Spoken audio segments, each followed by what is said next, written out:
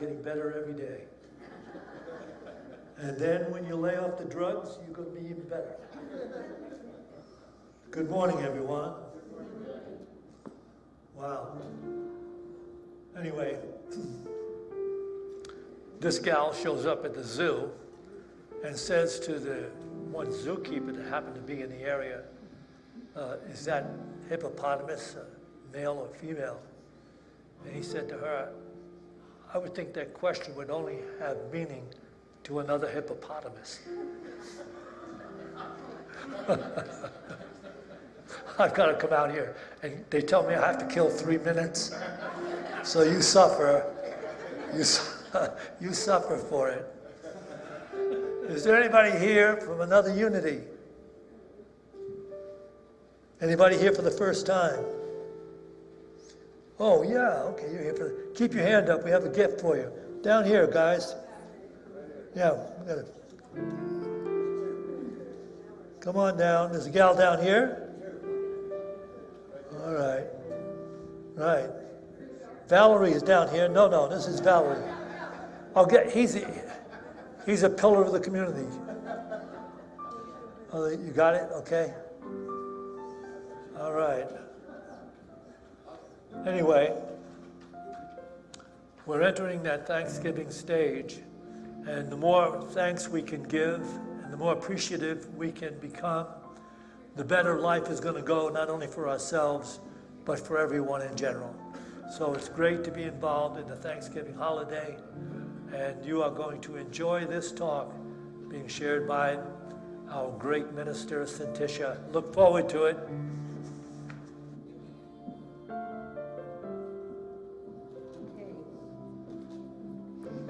Good morning, everyone. Welcome to Unity. It's nice to see you all here today. Norma and I are going to start with a Native American chant. We feel like we should, honor our Native American ancestry in our lives, and being Thanksgiving week, that it's important to recognize the Mother Earth and how well it was taken care of by the natives. So we're going to sing a song chanting that spirit into our beings today. So let's stand up and you can join us, and I'll invite Norma with us. We haven't done this one in years, I don't think.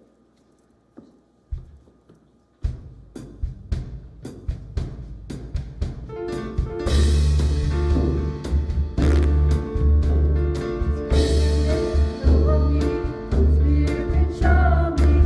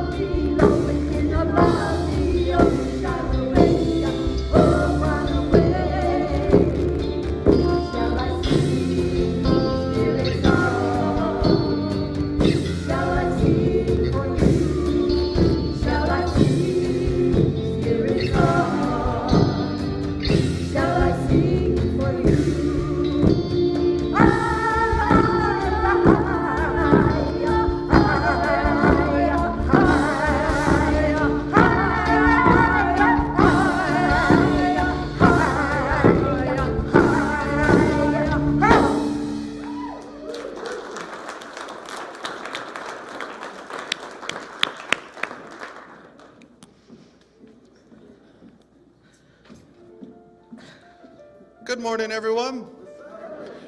What's up? Welcome to Unity of Boulder. Those of us who are joining us here in person, and those of you who are joining us online, welcome to another fun Sunday here at Unity of Boulder. We love spending time with you every week. It is our passion, so thanks for coming out. My name is Mike Shadle. For those of you who don't know me, I'm the administrator here at the church. Just make sure everything here is working and running smoothly, but I also deal with renting of our space. We rent just about every room in this building for any event you might have, birthday, if you want to have a conference, you want to have small classrooms, anything. So if you ever have been looking for a space to rent for an event, please just call the office, ask for Mike, and talk with me. I promise I'll be real nice about it. So we got a few events coming up, or a few things going on here. One of them right now is our choir is up and running, as you will see some of our choir here today. But we're still looking for new members to join our choir, to be a part of our big Christmas holiday show. All you have to do is show up. 6:30 this Thursday. Normal puts you right where you need to be in that choir. You don't have to be a professional singer. You don't have to have any background in singing. We would just love to have you join us and grow this choir, and it's such a fun experience for everyone who joins it. So that's really, you don't even have to sign up for it. This Thursday is Thanksgiving. We will be having our annual Thanksgiving Joy Sing service at 10 a.m. right here in the sanctuary. We'll have lots of music and lots of giving thanks in here. It'll be a great time, so come out for that. But it's going to be followed by our annual Thanksgiving community potluck, where you can bring a dish to share, or just come. Even if you don't have a dish to share, please come hang out. If you know someone who's looking for somewhere to go, maybe they don't have anything exciting to do on Thanksgiving, send them here. It's always a great time for community and giving thanks and eating delicious food. But we also do need volunteers. If you'd like to volunteer for that event, please just let Heather in the office know following the service. We need everything from people help set up, take down, cook, everything. So if you're feeling called to help out in that way, please let us know. And the other thing is, we still do need food donations. There's a list out in the lobby for that meal. So if you want to take a look at the list out in the lobby and see if there's anything you have or might be willing to donate to us this week, please let us know. Or just bring it in anytime during the week. We're here Tuesday and Wednesday, half day this week. So that is what is going on. The next thing is tonight we have a rental event tonight. This is not a Unity of Boulder event, but we will be having it tonight. We're going to be having a speaker, Del Bigtree. Some of you might know who that is. Some of you might be familiar with him. Some of you might know him as a very controversial speaker, and that's true. He's going to be speaking about what his research has shown him about the global pandemic that we're all kind of still a little bit going through. But if you're interested in a different explanation of this pandemic, you might find this interesting.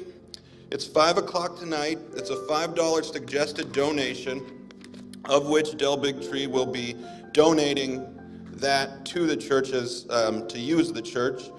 But I do have to express this seriously. The views that will be shared tonight are not necessarily the views of Unity of Boulder, its ministry, its staff, Unity Worldwide, or the Groverland family as a whole. So come if you dare, but don't necessarily go, that's the only thing this place is about. So, okay. Thank you very much.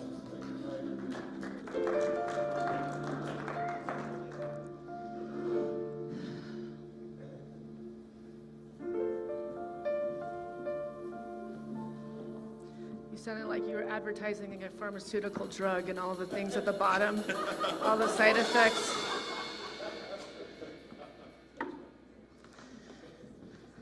Okay, so good morning. Nice to see you. So I just want to get in the presence of today and let you know that I didn't write a gratitude talk. Considering it's Thanksgiving, you think I would have, but I let Spirit write these sermons, and what comes through is what's meant to be. This Thursday's service will be all about gratitude and blessing others and blessing ourselves and thanking the universe for the blessings in our lives. So please come to that service, and you'll get that gratitude service tenfold on Thursday. Today's talk is titled, "You Are the Magic This World Seeks." And I wrote it from a state of trying to find how I can pull off all the busyness of life and stay peaceful at the same time, right? That's been the theme of my life this year. Like, how can I move, pivot, and be there for absolutely everything that I want to be there, and hold a space of the divine feminine that I am, and not step into the masculine side of life that us women have been taught to kind of do it that way, because that's what we were told is successful. And so I have this kind of inner warring going on where I am divine feminine in unfoldment, and yet then when I'm in a place of pressure, I fall into the masculine, and I become in that forceful way where I'm trying to pull off more than what one person can handle. And I think all of us are in that now. The expectation, and it's not just female, male, like divine femininity is not about women. It's about a balancing between the yin and the yang. And there's the masculine and the feminine, and they're supposed to be balanced. And there's definitely not a balance when we look at what's going on in this world right now. And I believe that there is a shadowing of one of those energies that's a little stronger, not a little bit, a lot of it stronger. And as a woman in a very busy, successful life, I'm asked to carry CEO levels of demands. And I don't want to live out of alignment of what I am. I want to live within the alignment of what I am. And I'm in that transformation. How do I be that loving mother? How do I light up when they walk in the door when I'm underneath a desk under pressure of writing copy for upcoming sermons, and dogs are crapping in the other room because the kids didn't put them outside, or I mean, I've got teenagers, they literally do nothing to help me. And if anything, they bring so much more stress to my life, and I'm distracted, so they can get away with it, and then when I catch it, it's 10 deep of like unraveling the things that have happened. I wouldn't change it for the world, but this is it's an interesting phase, let's put it that way. So I found this nice quote that said, "You are the magic this world seeks. Please wake up. One voice can make the difference. Let the denseness of the world activate you to live more freely, more authentically, the way your heart desires, instead of shrinking and losing your way from its continual waves of discord and obscene amounts of bad news." The transformational experience should push you way out of your comfort zone, because you aren't just battling with the climate or the planet or the woes of the world. We're all battling with ourselves and our own inner transformation as all this is unfolding in the world. Transformation happens when you aren't interested in the superficial goings on anymore. We become more interested in the values that lay on the inside of ourselves and others. And you have to have the patience to chip away with your hardened exteriors and really allow yourself to be vulnerable. I feel like I was a lot more vulnerable before this whole pandemic and all this that happens. I built walls to protect over, so it just seems like everywhere you turn, there's something more painful to see in the world. There's something that's more scary.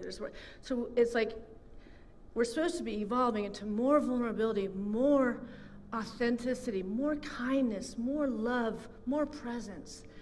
And yet, I think the opposite's happening. We're in this duality because we don't want to feel, if we're in that vulnerable place, we will feel so deeply the threats of what's going on in the outer world. But that's also then permeating out into our lives with our families, with the ones that matter. You know, I feel like the one place I can be completely vulnerable is with my dog, Gilly. Do you ever notice that? Like somehow just with the pet, because there's no judgment, he's not trying to get up to no good. If he does no good, it's because somebody else didn't take care of him. right? There's just that unconditional love. You can do no wrong in their eyes. The only hope we have for a healed world is your contribution as a healed love warrior going into a spiritual battle for truth to prevail in the hearts and minds of all people. So I think that it is sort of an inner battle, an inner finding what it is that's gotten so off course and so unbalanced, and finding that balance within ourselves. I think that's the only choice we have. And hopefully the ripple and the vibration that comes out from us finding that inner balance will please God, magnify, and touch others, and touch others, and touch others, till it's a healed, collective wholeness. But first we have to realize that we aren't separate and apart from one another. That there is only one God, one source, one spirit, whatever word makes you realize or make you remember your relationship with this greater something that planned on you, brought you in here, gave you the special gifts for unfoldment to realize them here. When we remember that we're directly a part of and the outer expression of that love, everything is a part of that energy. And when we are building walls up against whatever it is we've made up is going on in the world, and I'm a part of that, if we can get rid of those walls and believe in this greater something, that something is in absolute divine order in the disorder, and doing our part, taking our own responsibility for what we are bringing to it.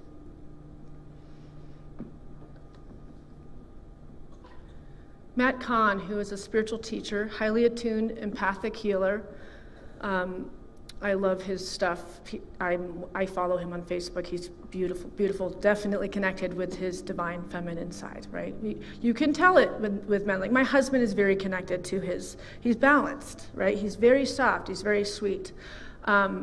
And then there's ones that you can feel it energetically, and men can feel it from women when they're really hard and they're more male and more forceful and more pushy. It's like, it's an energy, right? This time is about healing to completion. And this time is about finding the entry point into the universal truth. One breath to the next, you are more whole, more complete, and more expanded than any moment before. And the more we learn to experience life from our highest consciousness and less from our interpretation of our ego, unprocessed pain, we realize every moment of life advances us from one milestone of completion to the next. Today, we are aware that we can heal and we can awaken simultaneously. Today, we are aware that we can heal and we can awaken simultaneously. So we don't have to go in those deep caverns of the trauma and the pain that we all carry from different areas of our lives and heal it to certain levels. We can do both. We can also stay in peace, we can also stay in vulnerability, and we also can heal the inner child. We can also still forgive our friends and family members that have hurt us. We can actually do both at the same time, and I like that because then I think sometimes we feel like we're wasting our time, like we want to get there though. So it's all of it. It's the healing and it's the moving into these experiences. Emily Cady says it this way, who wrote the book Lessons in Truth, which is a unity book. She said, "Did you ever put soda into sour milk, cider, or other acid fluid and witness the agitation or excited action that takes place? One of the substances neutralizes the other, and something better results from the action." And I feel like these last few years have been like that. Super agitating, super unsettling times for all. And while many of us are softening into the rough, unhealed edges of our wounding to finally escape this unrest within and without, we are discovering more and more of the power of love that lives within us. And as we settle more and more into that, we emerge and emit the light that is so needed for the world. Let's just sit with that. The more we soften into those edges, instead of pushing ourselves with the masculine energy into those, like, come on, why can't you just get over this? Why can't you stop repeating this affirmation of negativity? Why do you still feel like you're not good enough? Why do you feel like you're not lovable? And we just keep affirming all this negativity, speaking to the limitations of what we are versus the power and the light beings that we are, that we can overcome anything and everything when we are in balance. It's okay to be healing, and it's also okay to be healed too at the same time. So you all know that I always write my sermons from a place of what I'm going through. And last week I hit an especially vulnerable place, but not a good vulnerable place, a place of a depletion that I was starting to reevaluate what I'm doing with my life. And not due to this censor, it was the culmination of all that I'm handling. And I'm at an age now where I don't feel like I have anybody to prove it to anymore. I used to think I had to do that to say, see, I am lovable. I am, because look at all this I can pull off. Look at all this I can pull off. And I lived in a state of heart and anxiety and all these. I don't want to live in that place anymore. I want to choose everything that I'm in my life from an authentic truth and knowing that it's what the divine is calling for my life. So my level of stress was growing and growing. I felt that I was carrying a major part of the load of this church with the holiday seasons coming, which we've been in for over a month, and the preparations. I was feeling a burden that was consuming me. Every which way I was trying to complete anything, and everything wasn't working, or at least wasn't working the way things used to. Remember that? We keep doing that. Well, God, I mean, I did it that way before. It worked. And now all the solutions, all the things we learned up till the pandemic, around that time, and the isolation of that, we knew how to navigate through things. And now it's just like, I feel like I have so many things open and I can't seem to complete anything. I never get that relief that something's completed and now I can move on to something and complete it and move on. It's like, it's all open. And talk about a teacher of surrender. Or the other opposite is anxiety and no sleep. So I was in the no sleep and the anxiety. I was feeling taken for granted by everyone and everything, my teens, my family, I won't name who else, because I was spiraling into a dark abyss of an illusion of loneliness, pressure beyond. I just wanted one thing to get completed so I could file it away, and everything was staying open-ended no matter what I tried. The effort was putting forth was undeniably dangerous for any one person.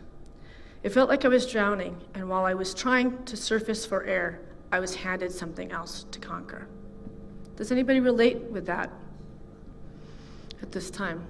Yeah. It wasn't pretty, and I wasn't pretty. Luckily, I was contemplating this inside my car, so nobody really knew where I was at.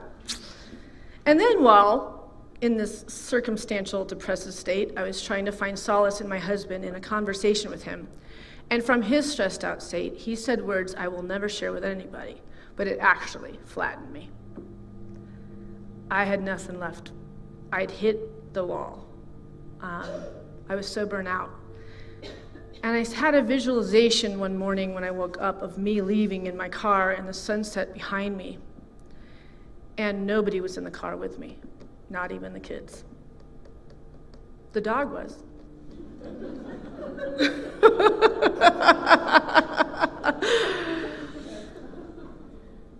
That's not a good place to be, right? So the next morning I dragged myself into dance clothes and went to one of my sacred places to dance. The instructor acknowledged my presence as I entered, but I wasn't there to socialize. I was there to dance into whatever was going on with me. While I danced, I felt the emotional weight I was carrying, and the words in this moment from the mouth of the instructor was divine femininity, and things like fierce female warrior. I softened in that. That was exactly what I wasn't in this moment.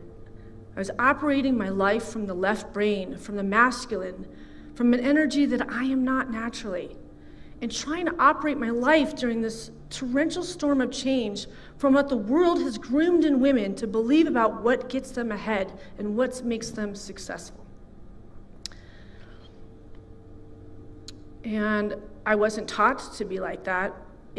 My mom always talked about, divine femininity. She taught me the power of divine feminine with her words.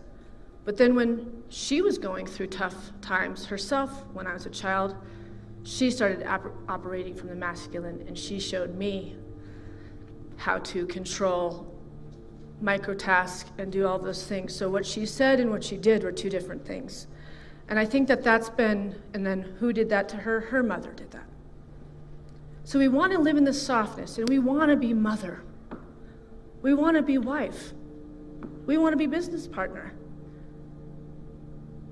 But we want to operate in peace and love and sweetness.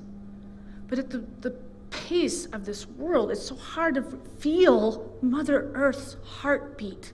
And that pace is not of the world. It's not Father Earth, is it? It's Mother Earth's heartbeat. And everybody is supposed to operate from that. But we've lost her. We've lost her within us.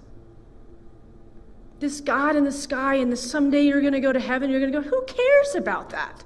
Look at how we've treated our mother. And then look at how it's reflecting in how we're treating ourselves.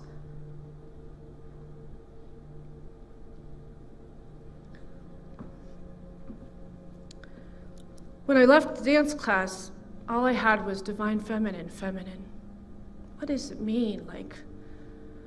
I know that's what my husband wants. I know that's what my children want. I know that's what my parents want. I know that this ministry wants me that way. And can I operate from that with all of it? I went home and brought out my books on divine femininity and looked online and found a TED Talk by a wonderful speaker named Tiana Temarek. And I want to quote her right now from her talk. And I would highly recommend men and women to watch this talk. I've made all my daughters read it. I could make Ty, but Tyler's so connected to feminine, I need to put masculine ones on for him. Okay. Divine femininity are the aspects of the self associated with creation and sensuality, compassion and empathy, collaboration and intuition, as opposed to masculinity, which is a very tangible energy, like, for example, I will pick you up and put you down somewhere safe kind of energy. The sort of energy that you can't help to turn around and say, thank you for. Femininity is much more ephemeral. It will pick you up and carry you just as far. It will be the wind beneath your wings, but you won't really know what's doing the carrying. You will think that you are the one doing the carrying because it's altruistic, it's selfless, it's maternal, and because of this, it often goes unseen, unheard, and unappreciated. How often do we turn around and say, thank you for your femininity? So that explains why I felt exhausted. I need a blank screen right there for just a second.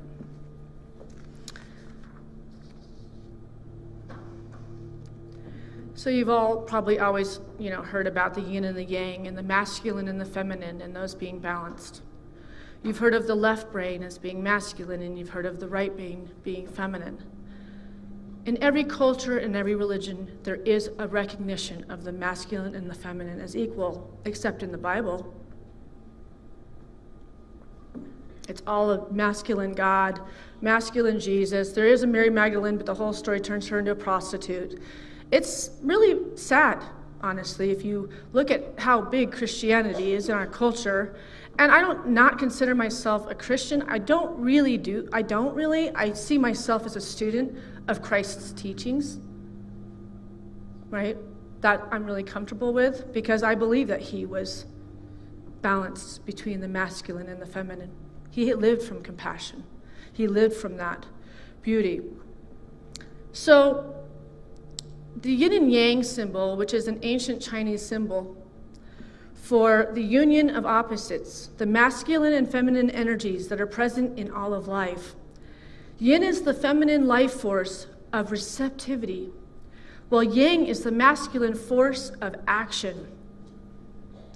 You can just feel the difference, right? Just feel that in your body. Yin is the feminine life force of receptivity. We can receive, we can grow, we can change. While yang is the masculine force of action. Move out of the way while I try to get and conquer and do. I oversee the fishes and the animals and everything, and the Bible says you have dominion over everything, so you can destroy all of it, and look at what we've done with the planet. That's what the Christians want you to do. You are the top. And it filters down into disrespect towards our planet, towards our creatures, towards the fishes in the sea. And where has that left us?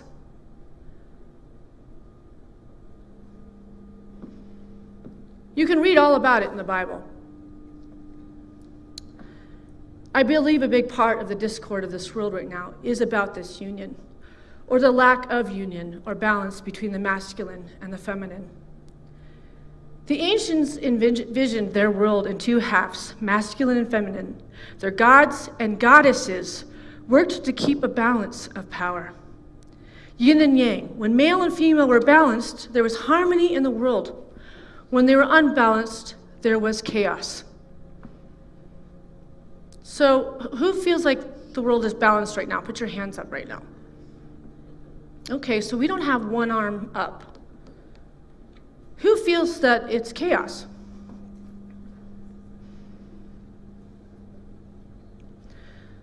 So you can only imagine how we're all walking around and how we're feeling. So I must not be too far off here on what I'm sharing emotionally with you. Are you relating with what I'm saying? You can say yes or no. Yes. So we ask, what is the divine feminine? And keep this up. The divine feminine is not what society's interpretation of being feminine is. It is a force that exists in everyone, male and female. It is a state of being and awareness. Awareness that encompasses life as sacred and honoring your being, loving your body, trusting your intuition, creating a sacred space are a few ways the divine feminine helps us to balance. The divine feminine has been hidden from most men due to their masculine veil. The divine feminine in you seeks to awaken you at your deepest level of self-understanding, so that you may live the fullest life of love. That sounds nice, right? Living the fullest life of love. Everybody benefits when we live from that place.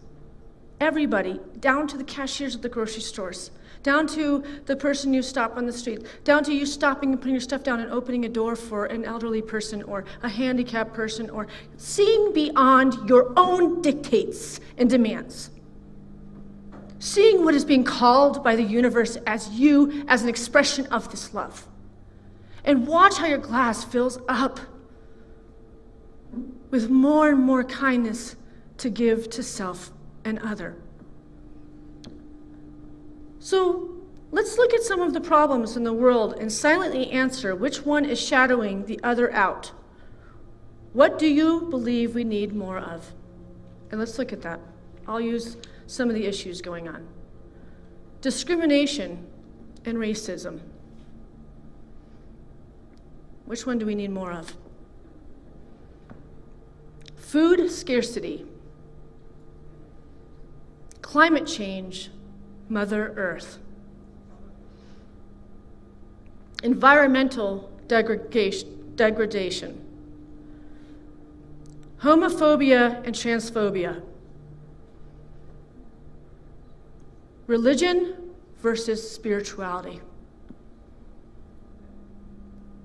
Global unemployment and poverty. I think we see there's some work to do to bring this balance. And I'm a Libra, so my whole world is about finding balance. And when it tips and it was tipped like this, I didn't want to be here anymore. I mean, I'm not going to do anything dangerous to myself, but I didn't want to be here anymore. Because I chose to be a mother, and I want to be mother in mothering. I chose to be a wife, and I want to be a wife in my wifing. I chose to help people remember this love in their hearts in this church, but then nobody's tithing, and we're $60,000 down in 2 months, and I'm carrying that like I'm responsible to keep these doors open for you. And I'm not. And I'm not carrying it anymore. It's too much pressure. I want it for you, but I can do other things. If this place matters to you, you have to take care of it. I can't do it by myself. That wasn't part of my sermon. I don't know why that just came out.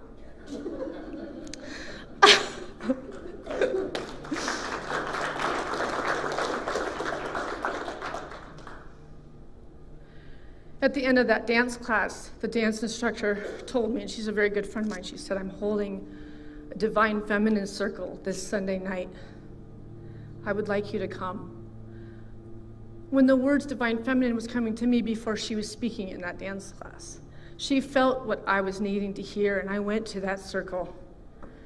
And 45 women sat in a room that's small, packed. But the energy and the need of women wanted to be around women, healing.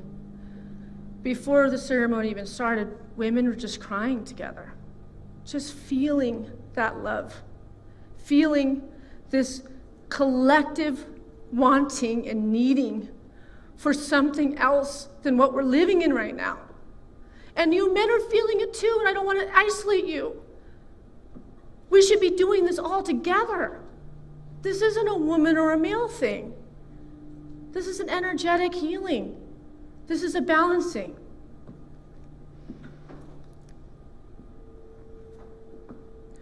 In Love Without Conditions, it says, all experience happens for one purpose only, to expand awareness.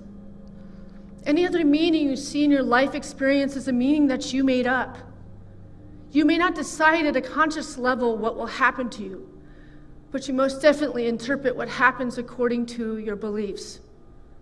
Your primary freedom lies in learning from the experiences that come your way. Of course, you can refuse to learn from your experiences, but this choice leads to suffering. If you don't know this yet, it won't be long before you do.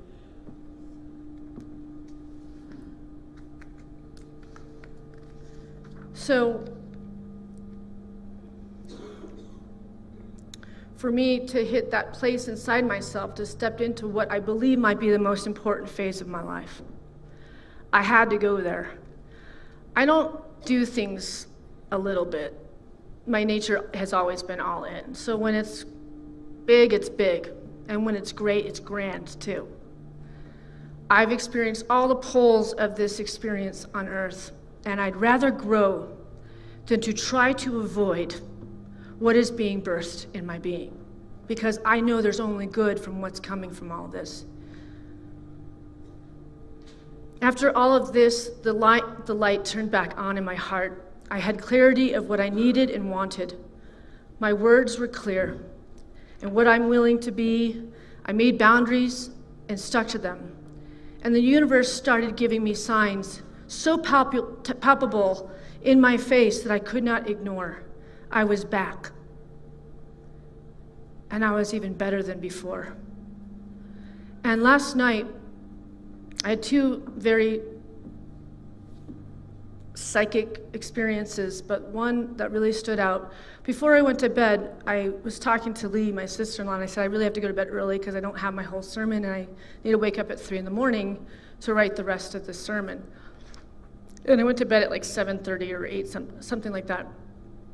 And I went to bed, and I was having a hard time going to bed, and at around 1:30, I looked at the clock, and I'm like, oh, good, it's not 3 yet. I was finally sleeping good, and I was cuddling in my bed, and I started to discuss myself why I didn't have to get up at 3 a.m. and write the rest of the sermon, because I was liking the warm bed. And at 2:50 a.m., my alarm battery went out on my ceiling and started beeping every 5 seconds to wake me up to write the rest of my sermon. And I don't look at anything like that as a coincidence in my life. I know that we all have a direct connection to our spirit guide. Is that my angel? Is that my spirit guide? But this sermon changed so much at 3 a.m. I had a new perspective on what I had written a week ago. And I felt held. And I tell you guys this all the time. On Saturday night at 3 a.m, I do this most weeks. I feel this love, these whispers, this sense like I just kind of close my eyes and I let spirit just start. This is the point of your talk, Syntysche. Dictate kind of a thing, instead of it being from me. And it is from me, but it's from the highest potential me, which is what brought me here, which has made me that key to a peace that's needed in this world. So this is an opportunity to walk through the doorway of embodiment, to end cycles of suffering, and to activate the light and life of your own inner healer. So you can be someone who has been healed, not someone lost in endless cycles of perpetual healing. Doesn't it feel like we've just been in cycles of perpetual healing? It's just this, and it's just coming up, but why can't we just get to that whole state? Not being lost anymore. So I'm starting next Sunday a 4-Sunday series titled Healing to Completion, a process assisting you in awakening all 7 levels of consciousness within you, with each level containing a transmission of presence, a personal story of how each level of consciousness woke up in your reality, clearings and activations. We'll be doing guided visualizations and embodiment practices to activate your full remembrance of spirit, and how spirit has always been assisting you, and how you can open up more and more so it is audible for you, it is visual for you, it's a gut thing for you, so you only listen to that first, and if you don't get it, you don't move. Divine Feminine is patient. Divine Feminine waits until guided. And then we won't be in these cycles of healing and not healing. That cycle is us in duality. Duality creates quicksand. You're not standing on solid ground. We can overcome everything when we get rid of these cycles of going through trauma and letting trauma be our healer. Let's let the woes of the world not be our teacher anymore. Let's step into the wisdom that we have at the core of who we are to guide and direct our lives. Do I have a minute to go into meditation? I don't know what time it is. Somebody kicked the... You've got a minute. Okay, so let's just close our eyes and we're going to go into meditation.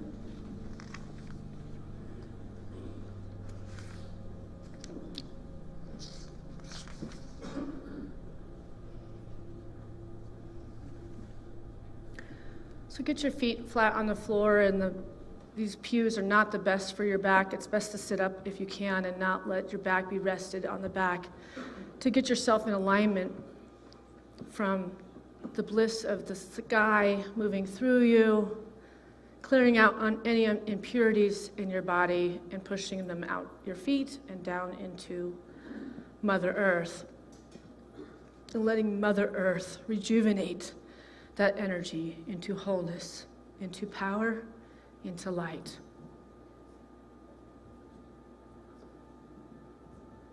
In Matthew 5:8, it said, "Blessed are the pure in heart, for they shall feel spirit." When you are pure in heart, when you're unalterably convinced that there is only one presence and one power, spirit, the good, omnipotent, then you feel spirit everywhere. You see good everywhere. However, you are feeling things not as they are, but as you are.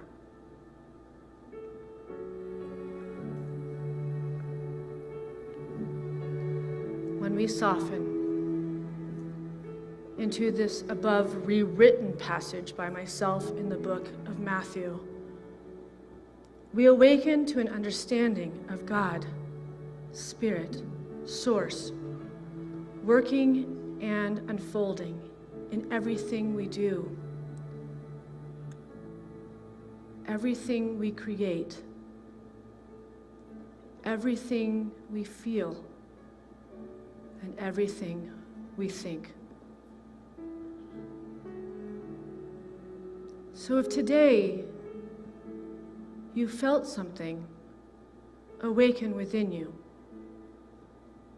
maybe an awareness of a constant busyness or a whirlwind of distractions, or a low-grade anxiety that's been leading you astray, remember you can move back into that softened heart and attract all that is possible for you at this time.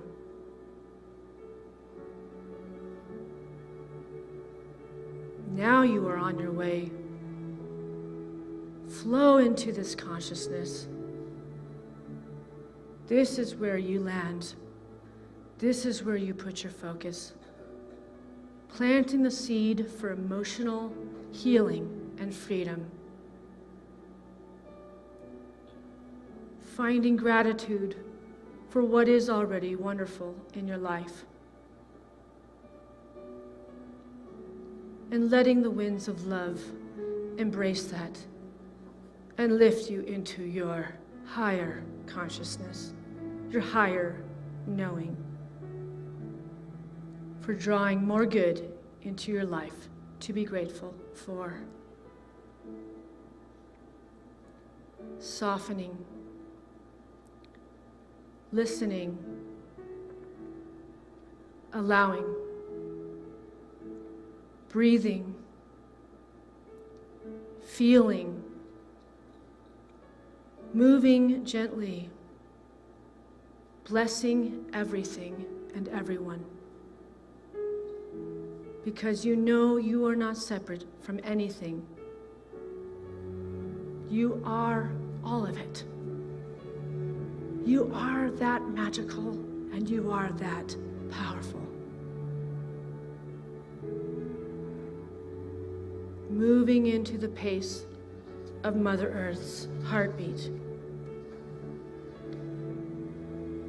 And when you do feel separate and apart and cut off from this beauty, it's time to sit quietly until you can regain balance, regain peace, and move within the flow with the universe that is always divinely guiding you when you allow it. And so to this, we say thank you, God, for everything. Thank you, Spirit. Thank you, Mother Earth. Thank you, Mother Earth. Let's just thank her. Thank you, Mother Earth, for all that you've given us. Thank you. Amen.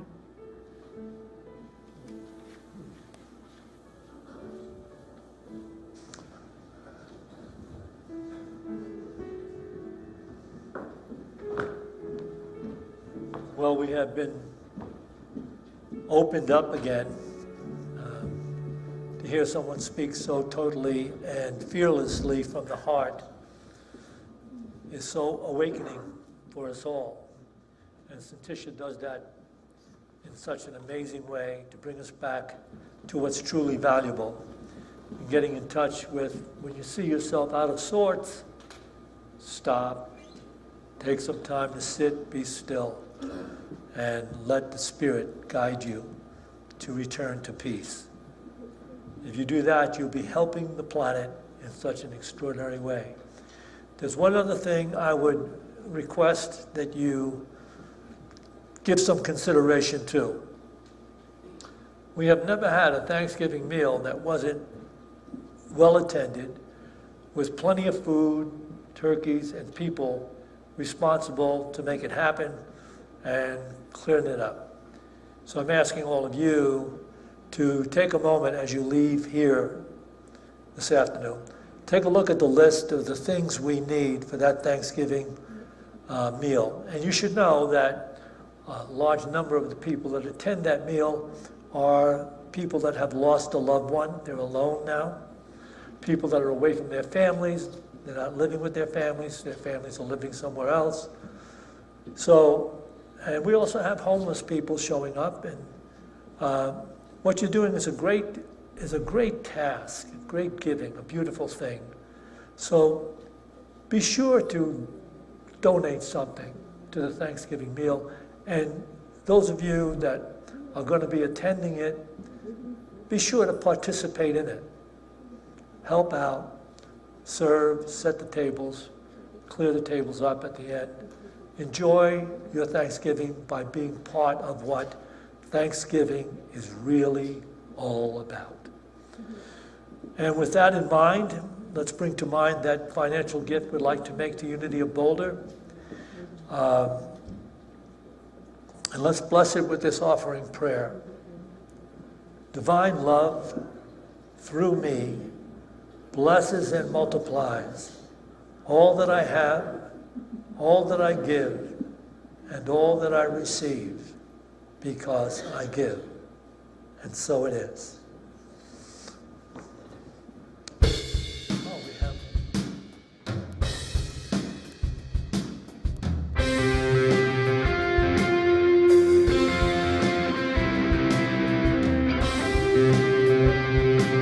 The message is such an incredible thing in this song.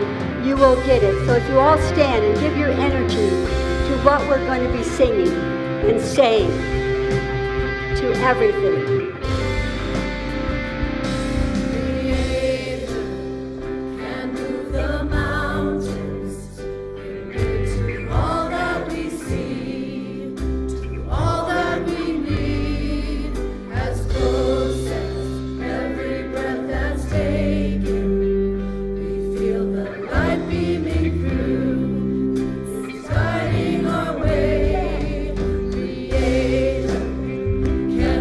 The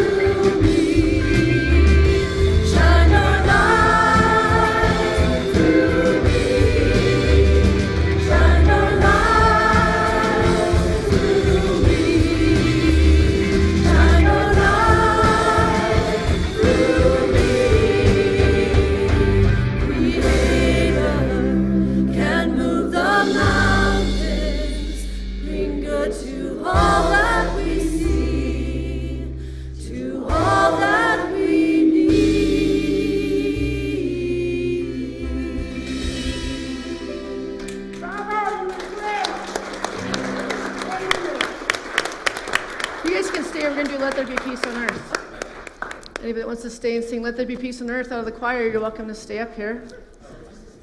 All right, so we have prayer partners available to you right now. If you're facing a challenge or you would even like to just have a conversation or share joy, you just stay seated where you're seated, and a prayer partner will come and find you and take you to our beautiful meditation room. About 10 minutes after this service, I hold a circle where you can have a discussion with each other, and I hold the space for that. We can discuss the sermon today if you feel like you'd like to discuss it further.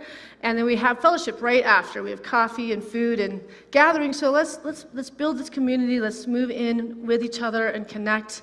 And I also want to say that Sacred Feminine, that Divine Femininity group that I did, I'm bringing them in January, and it's a powerful, powerful work. So I want you all to experience that in January. And then I've got my 4-week talk coming. Oh, and tonight is Del Bigtree at 5 p.m. All right, let's close with our closing. Let there be peace on earth. Let's hold hands if you feel comfortable. All